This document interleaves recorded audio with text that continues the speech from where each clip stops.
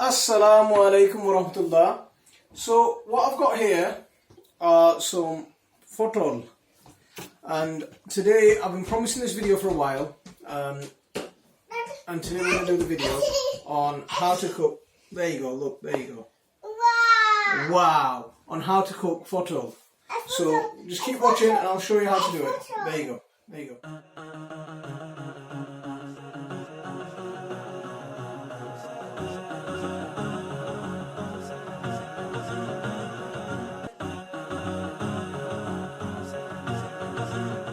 So what I'm going to do with these potol first of all is I'm going to just take the tips off and the stem and the part where it connects to the stem, because that part's a little bit tough and a bit fibrous, and the tips often have the little mark from where the blossom was. So all these little bits, they can go into my compost bin. So what we're going to need for this recipe are my potol, a decent sized onion, and a few peppers. Now this is all produce grown from my garden, so it's 100% garden cooked. The ingredients that I'm going to need are some coriander powder, some ground coriander, some turmeric powder, some fresh coriander, and a dash of olive oil. We're not going to need that right now. I'll carry on chopping with my potol. So all I'm going to do is these big ones, slice them in half, and then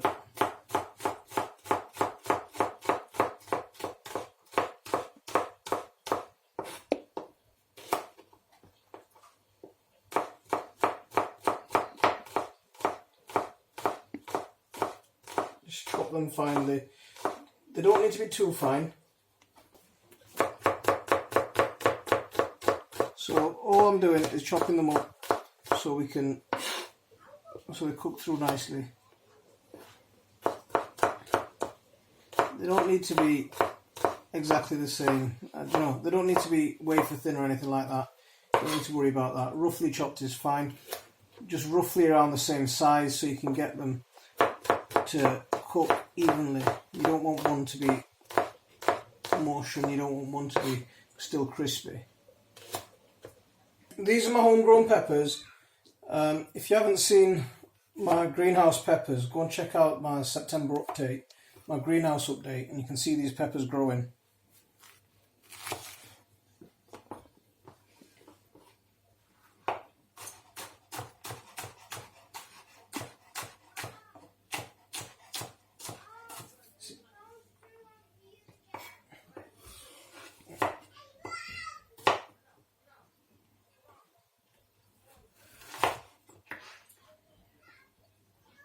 See, these peppers aren't very hot, so if you like something a bit spicier, you can use some spicy chilies. I will chuck a few green chilies in here as well, so it's not just these peppers.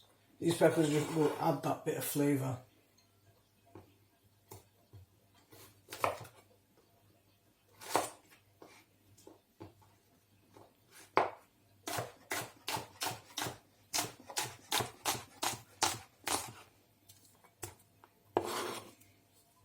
So I will add some green chilies in here as well.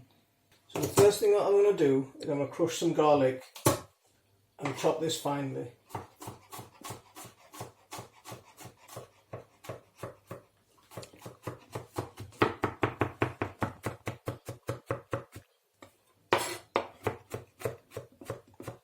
See, this garlic is homegrown garlic from that I harvested back in June. Go and check out my garlic harvesting video. I'll put a link up right now, and you can go and have a look at that and see the amount of garlic that I harvested. We harvest enough garlic to last us the whole year. We've just planted a load of garlic as well from a homegrown seed. So now that I've chopped this garlic up finely, I'm going to start cooking.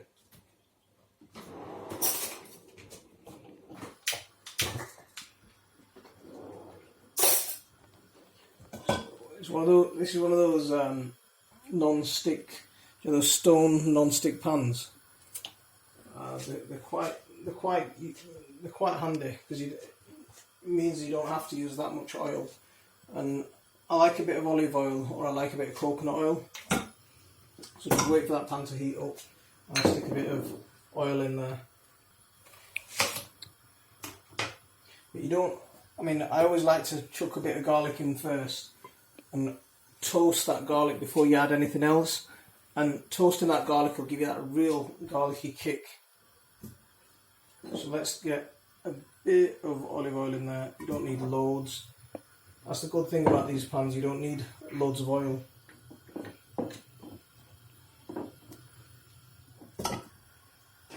So get the garlic in there, and while that garlic is starting to sizzle, I'll turn the gas down a little bit, but while that garlic is starting to sizzle, I'll get my onions chopped. And the way I chop these onions, at the end of my knife, score it, and then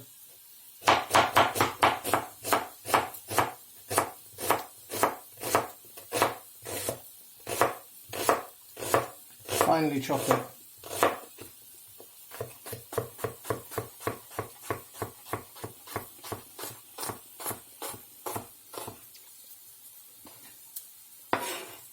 And the part that you want to hold it by, you're going to chop the stem part and hold on to the root part. If you hold on to the root part, it helps keep the onion held together, so it doesn't fall apart in your hands. You want to finely chop this onion.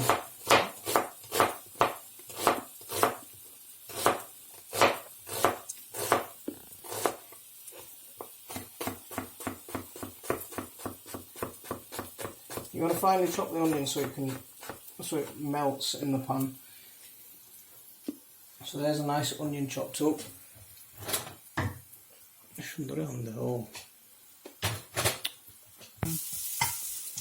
So now that my garlic's starting to sizzle away,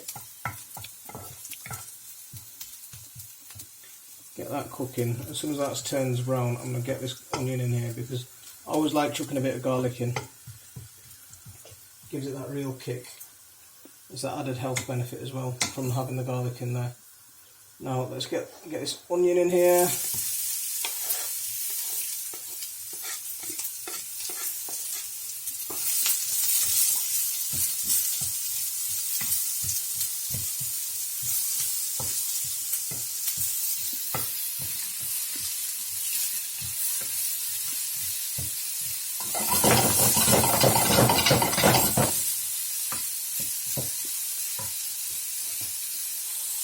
So the next thing that I'm going to add is just over half a teaspoon of salt. That'll help the onions cook through.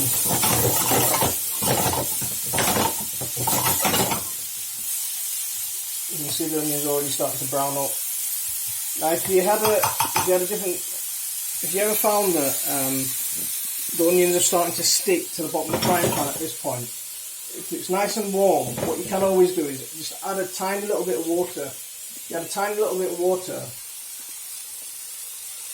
it'll just keep it from sticking. So now that the onions are starting to caramelise, what I'm going to do is I'm going to add, that's a bit too much, but about 1/4 teaspoon of turmeric powder, and about a 1/3 teaspoon of coriander powder. So quarter of a teaspoon of haldi and a 1/4 teaspoon of dhania. Give that a nice little stir.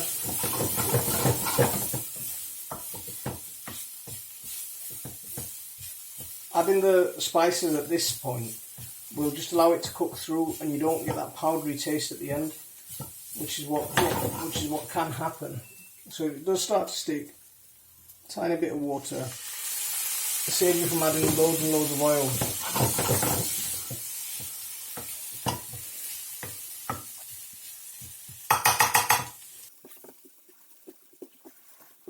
I'm going to just let that cook through and once the onions become nice and soft, and that powder and the spices that we've added starts becoming, it's no longer powdery in there, that's when I want to add my potol. So it will take about another 5 minutes on that, on a low heat.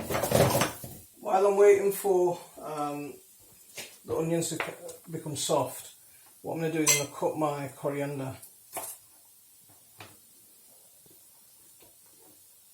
So just take the coriander, crunch it into a bowl, get rid of that bit of water.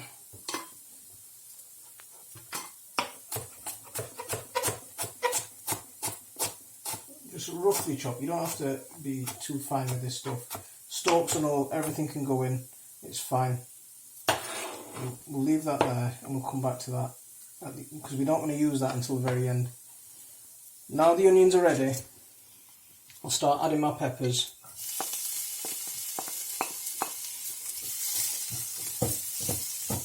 Chuck that in.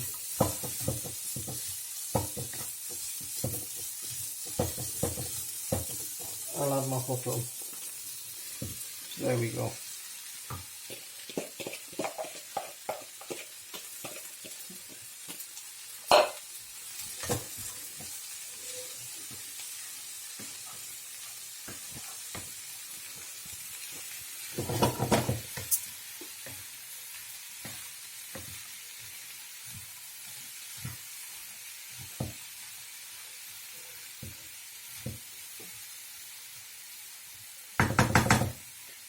I'm going to just leave it on that, on a sort of medium to low heat to just cook through for about 15 minutes.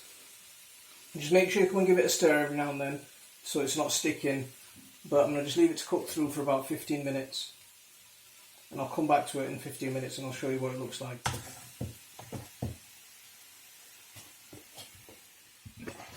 So while I leave it, I'll just cover it up. I'll leave it for about 15 minutes and we'll come back. So we've had it cooking down for the last 15 or so minutes. So let's check up on it. And there it's ready. So now's the perfect time to add the coriander. You want to add the coriander leaves right at the end. You don't want to add them too early. So get that in.